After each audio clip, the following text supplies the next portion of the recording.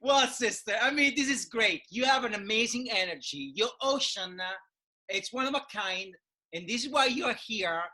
Been waiting for so long to interview you and to put you through the 7 seas. And so here we are. Thank you so much for being on board.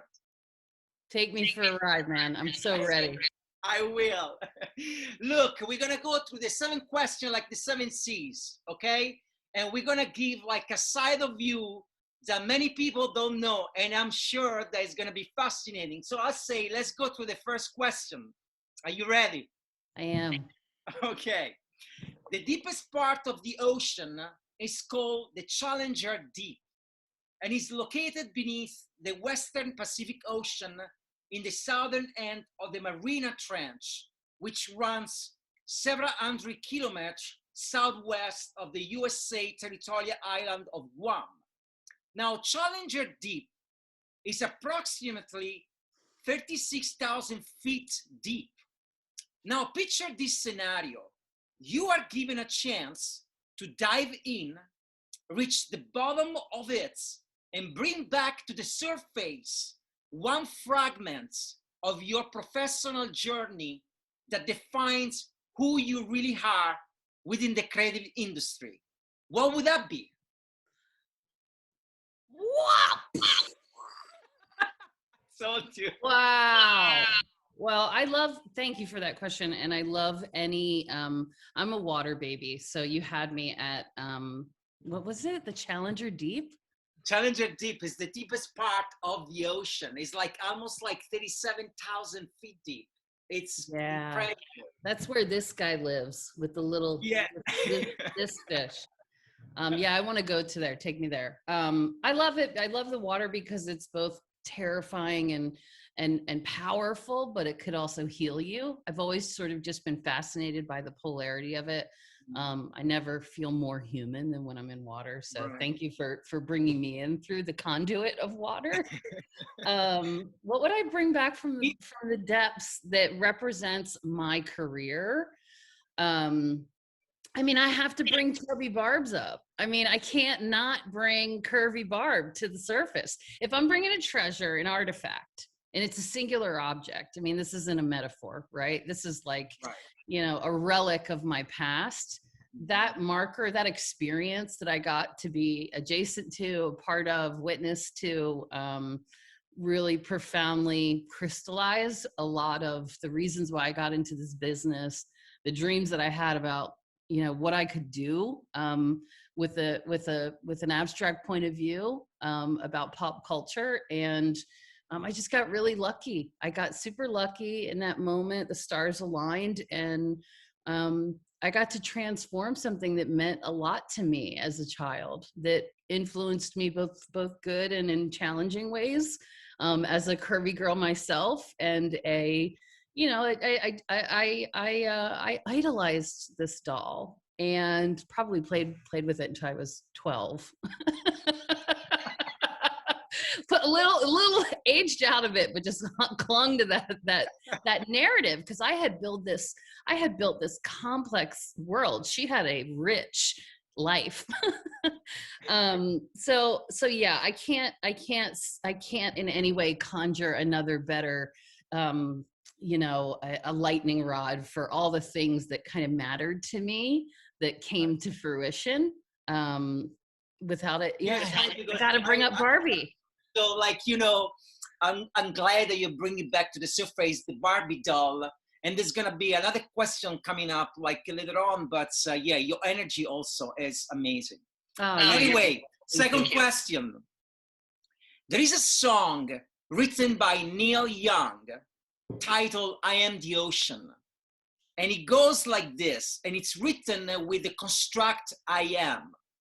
He say, "I'm not present. I'm a drug that makes you dream. I'm an aerostar. I'm a cutlass supreme in the wrong lane, trying to turn against the flow. I'm the ocean. I'm the giant undertow. I'm the ocean." Now we ask about the meaning of the lyric. Neil Young answer, "I just really kind of got caught with this, in these things where everything just kept happening. And all I could do was just to write it down, but it wasn't going backwards, it was going forwards.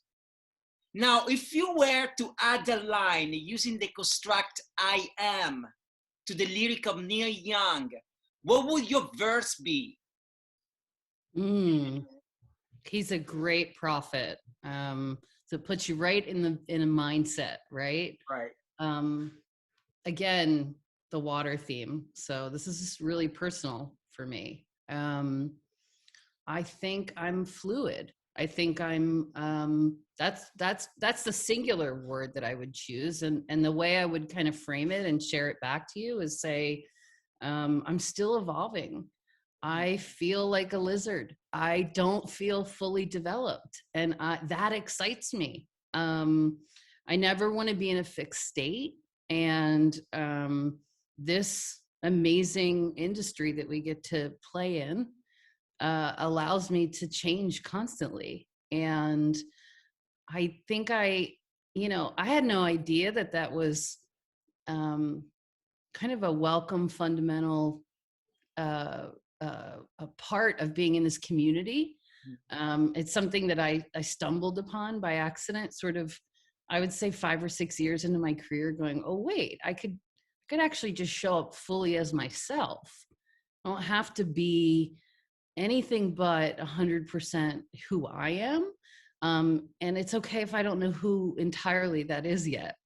So I got to grow up and experiment and make mistakes. And yeah, I love the aspect of staying kind of liquid. So I would say I am fluid. That's awesome. And I would say, call me Neil. Like, that's a great answer, Amber. That's a great answer. I feel like the lizard metaphor, it kind of struck with me. You know, I gotta say, I have a lizard family in my backyard in San Diego. There are like 4 of them. There is like Papa Lizard, Mama Lizard, and the 2 little lizards named Charlie.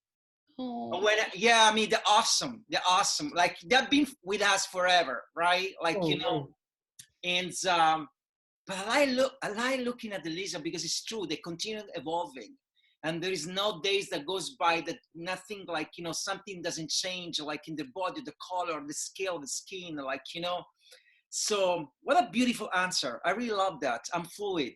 I'm gonna remember you as like Amber Justice. I'm fluid. A fluid lizard. Yeah, they're always adapting.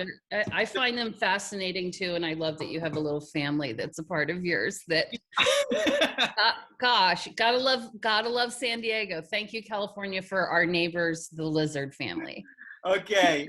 Third question. The 80s were a time where creative oceans, so to speak, were crossed all the time.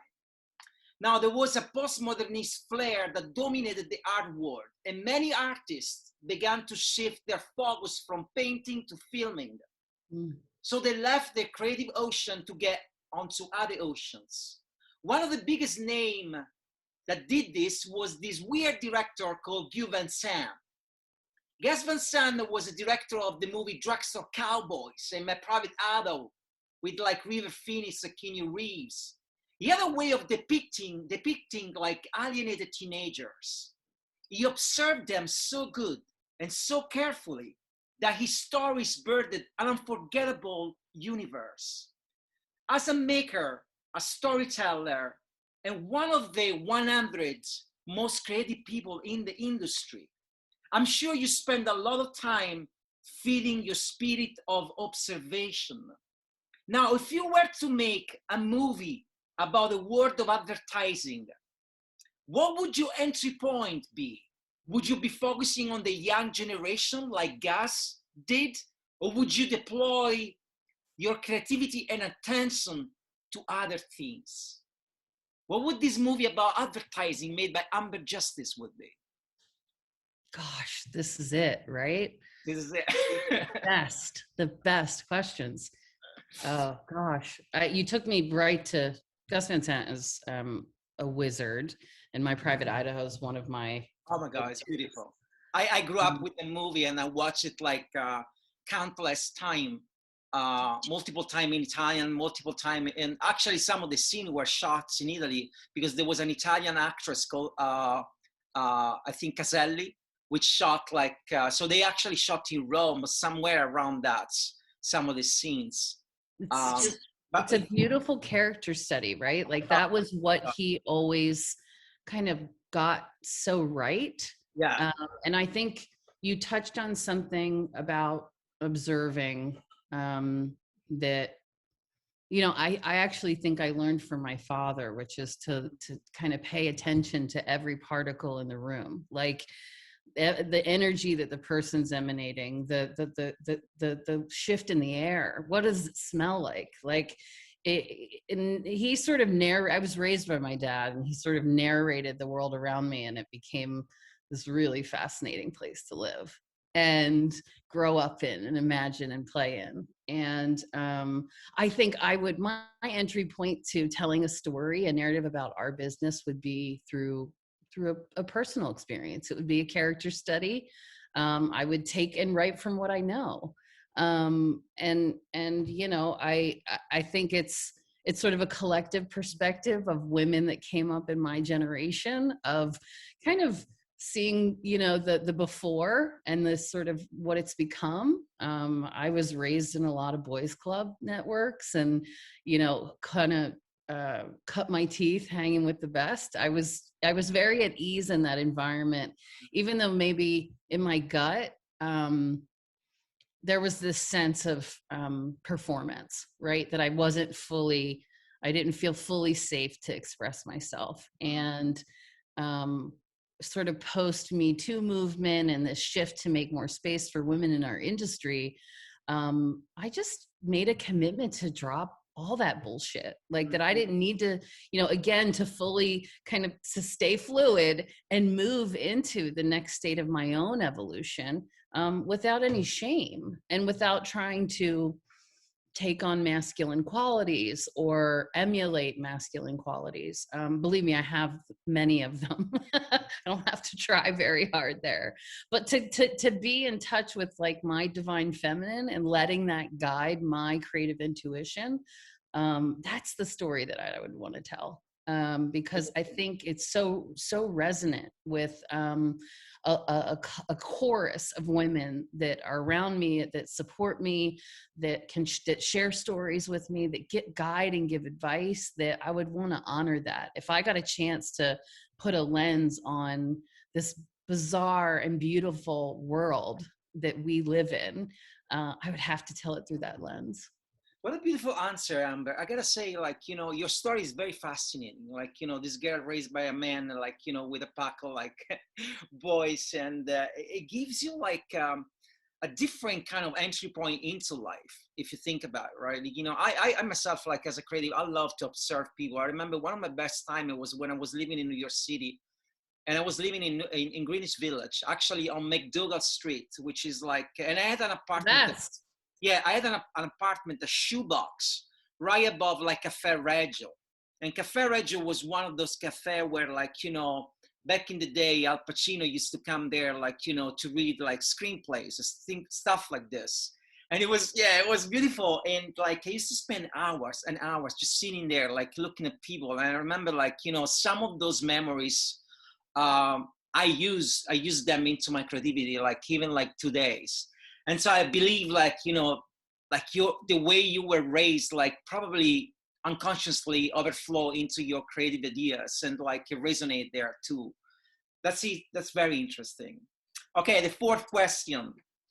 These stories about discovery stem from an ocean crossing. Now, during a transatlantic trip to Europe in 1956, Barbara and Kenneth, the children of Ruth Handler, came across a German doll called Build Lily.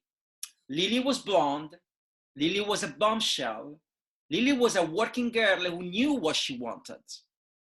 Upon her return to the United States, Handler redesigned the doll and gave the doll a new name. And so Barbie was born.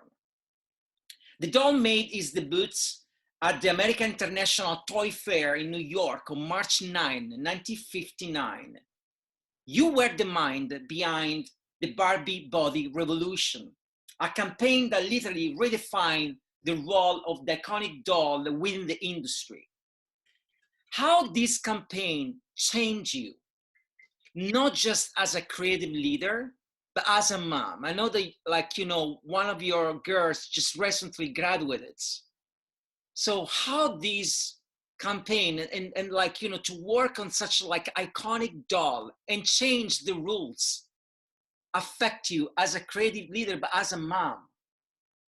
It's beautiful. Thank you, Ruth. Thank you, Ruth, for discovering that figurine. You know, who Right. knew it would be kind of this emblem of so much change in our society in terms of expectations and Right. imagination and playing out scenarios, kind of practicing at life before you actually need to do it for real, which is something I'm a big fan of. I love a good dry run. Like then I can really fuck it up a few times before I have to go out in the real world and do it in, you know, in this vessel. Right. Let me doing it another way first.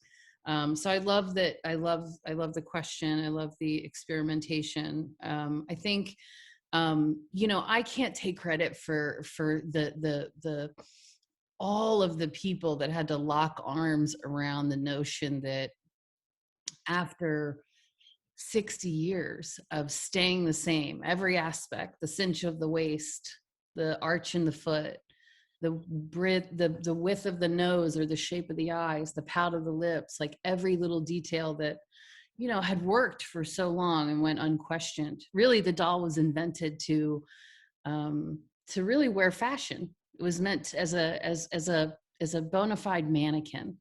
And what girls and their imagination did with it was apply meaning to it.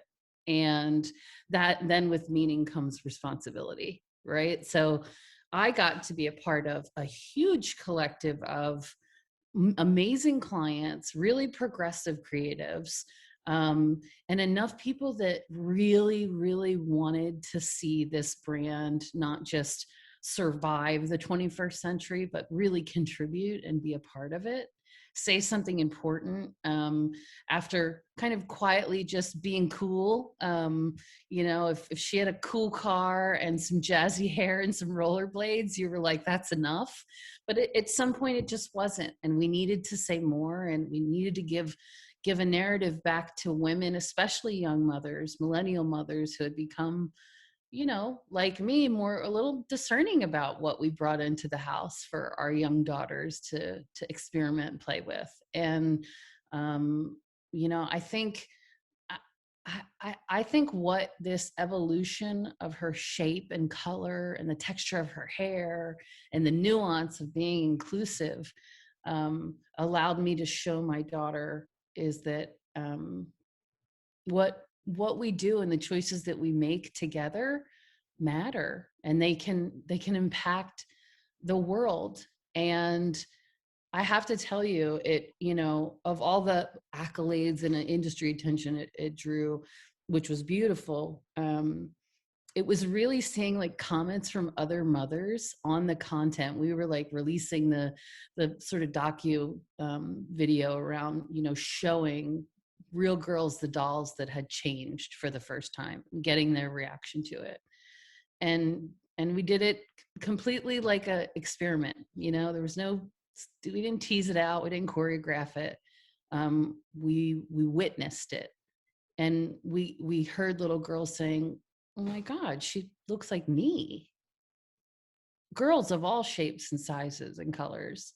And then you get moms, you know, on writing comments on YouTube that says like, you know, I'm walking down the toy aisle at Target, and my daughter has never pointed at a doll and said, I recognize myself in this vessel for imagination, and it matters. It matters. And representation is huge. And I think, you know, look, my kids are my greatest teachers. They keep me cool. My oldest just graduated, like you said, she's 17. She has been my muse throughout my creative career. And Yeah, I'm now I'm getting, I could get a little weepy because I have I to think send her off to college in 2 weeks. I know. Look. This is, you're getting me right. I have two little girls, like, 10 and 5. And I gotta say, I can't even like fathom that day where like they're gonna leave for college, like, but It's, you say it's like, yeah, they are like our muses, right? And I think like as a creative, when I think back of the time where I was on my own, and then you have like, children at the time where I had my two daughters, like my creativity changed. I'm not saying it's like better or worse, but definitely change has a different kind of flair to it, a different kind of layer. And like the place I go when I fish for ideas are yeah, different places now. And so it's an experience that truly like teach you something, right? And it's like, can it change you? And I think like when I was penning down this question about the Barbie, right? I'm so conscious about like, the aesthetic for like, for this new generation, for the girl, because I grew up in the 80s where like aesthetic were fucked up, right? And same. yeah, right. It's like where you were taught, like, you were taught like you had to be perfect, like you had to be certain kind of like standard, like looking, right? And but these are new generation and like these new times, any time like to revisit this. And I think like not because you are in front of me now in this virtual room, but truly I do think that the Barbie campaign was one of those like moments in the advertising industry where you are proud to work in advertising. You say, okay, I'm doing something good. I'm not just like, dumping waste onto like other waste. Like, this is something good. And so I commend you for that. That was great and great answer. Again, fifth question, don't use the phone. People are never ready to answer. Write poems. That is a short quote that comes from Jack Kerouac. And the guy knew a couple of things about transatlantic voyage, or voyage, if you will. I mean, he was the king of the road, and the symbol of a generation whose nomad lifestyle defines decades of literature. Now we live in a society where phones are omnipresent, and we don't just walk around with them, but we are not capable of functioning without them. If you were to forget the phone for a moment, just forget it for a moment, and you were to write a poem or a beautiful letter, who would you send it to? Oh, this is easy. My father. Oh, Um, okay. yeah, he sucked at phones. um, it all kind of always comes back to Big Dan for me. And I love it. Yeah, my father passed when he was 56, died way too young. Was such a force in my life. Funny, like he was like a living embodiment of like I don't know, he was sort of a bit of like John Goodman I love it. incarnate. Yeah. He just an absolute miracle man. And yeah, I do talk to him all the time. I carry a lot of his spirit in me. I can feel it, when I really let myself open to connect to it. What would I say to him?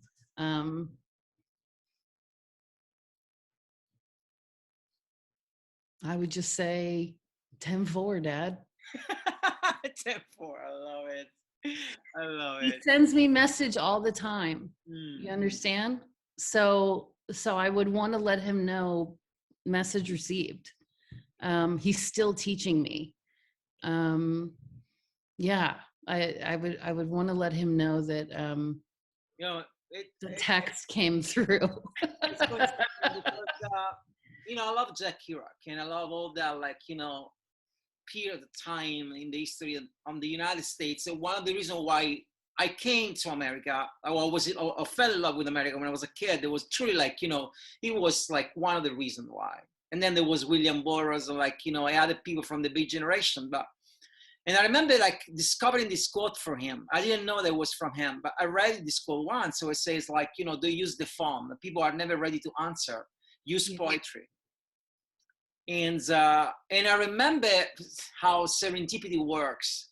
I read this quote right when I finished reading another beautiful book called Herzog, which is a story about this man that write letters to the world, and the world never answered to him.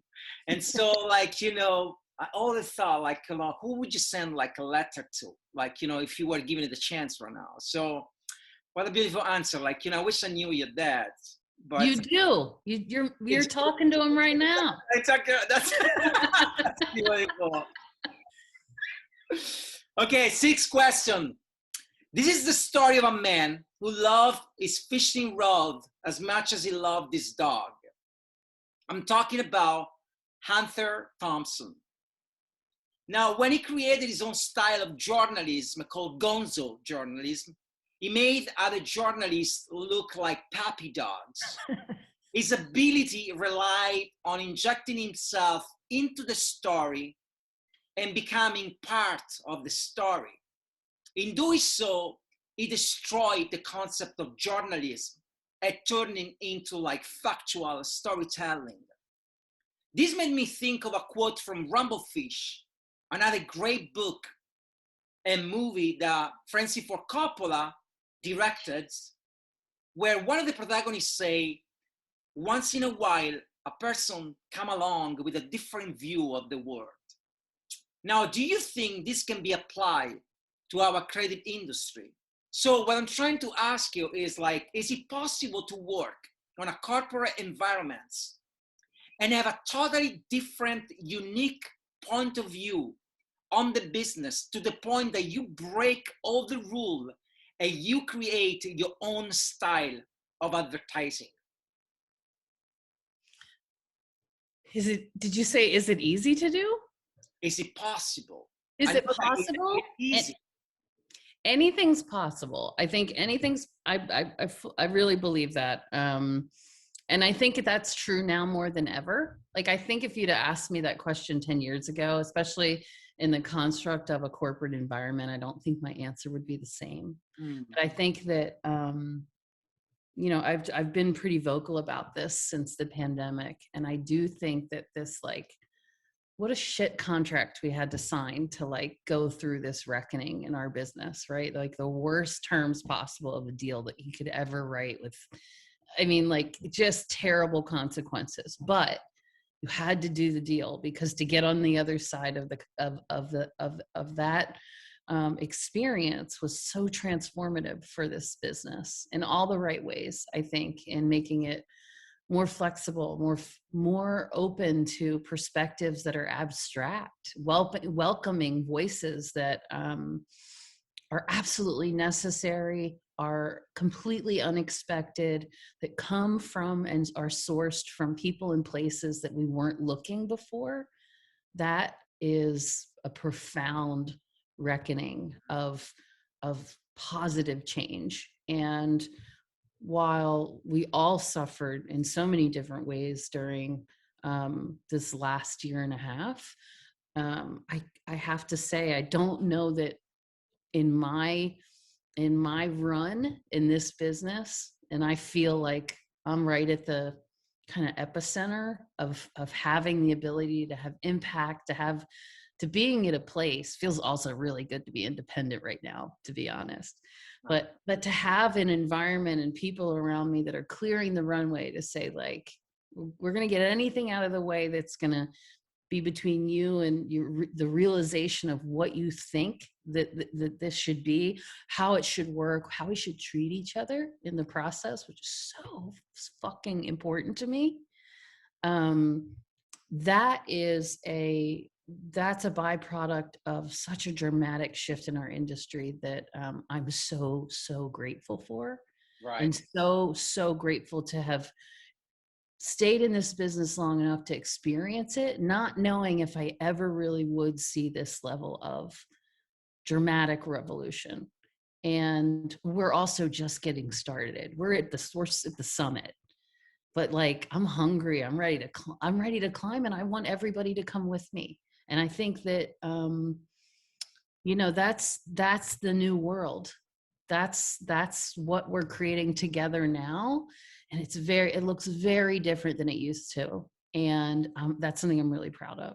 That's awesome, because I agree like 101% with this, every single thing you say. And I know that if I were to ask this question 10 years ago, like, the answer wouldn't be that easy. I like to think that in this time, after what we've been going through, we are given the chance to be punk. And I think that I always go back to that quotes of like Malcolm, which was the manager of the Sex Pistols. And he reframed the concept of being punk. In the 70s, like punk were like from the corporate society were looked upon as like, a bunch of drug addicts. But Malcolm says like, being punk is an attitude. Being punk means like to open doors that you're not supposed to open, to break through walls that you're not supposed to tear down. That's what punk means. And I think like now more than ever, like in 2021, we are given the opportunity. If we don't take it, it's gonna be a huge miss. So yes to the fact that like, independent agency, it's a great place to be right now. Yes to the fact that we gotta keep like breaking this door right now, because it's just a once in a lifetime opportunity. And if we don't do that, we're gonna regret it. So great. We arrive at the end of our journey. I see the shore, and there is a question I ask to all the guests, and it goes like this. If there was a wind that blow your sail and you had to name it with one word, what would the name be? Good question. Oh. Okay, now I remember this question from watching other interviews. This one I should have prepared for, but I didn't. That's so on brand. I'm prepared. Yeah, winging it, flying by the seat of my pants. I guess if I were being truthful, I would say instinct. Instinct, yeah. Yeah, instinct. It's the same reason I'm sitting here with you now, having not looked at the questions or rehearsed any of this. You answered beautifully. I mean, your answers were like so on point. It's like they were your answers. It's your journey. So I'm so glad that that's how it worked out. I'm so glad that I, as expected, didn't see the email, didn't read the questions, and didn't prepare, because I think, I'm like any creative. I could have overthunk it and split it 6 ways to Sunday and kind of crafted it and molded it within an inch of its life. I still have that propensity, but I do find that when I just kind of drop into the present and I follow my instincts, that of course I'm gonna make mistakes. That's like par for the course, but I'm at peace with where my instincts have guided me through my whole life, and I just intend to keep following them strongly. Let that thing blow the shit out of my sail and take me wherever we're going next. I'm here for it. I love it. It's like there is an Italian author. He wrote a book many years ago. It's just a little books, but the title of the book became famous, and in Italian reads like "Vado dove ti porta il cuore," which means like go wherever your heart takes you. And I think like that's what the meaning of instinct is. Hey, look, Amber, you were amazing. I mean, what can I say? You came on board the transatlantic, you rocked the boats, and we are forever like Ambrid, the liquid lizard. I commend you. I mean, thank you so much for being. What a treat. Truly honored. Thank you. Thank you. Bye-bye. Beautiful. Bye-bye.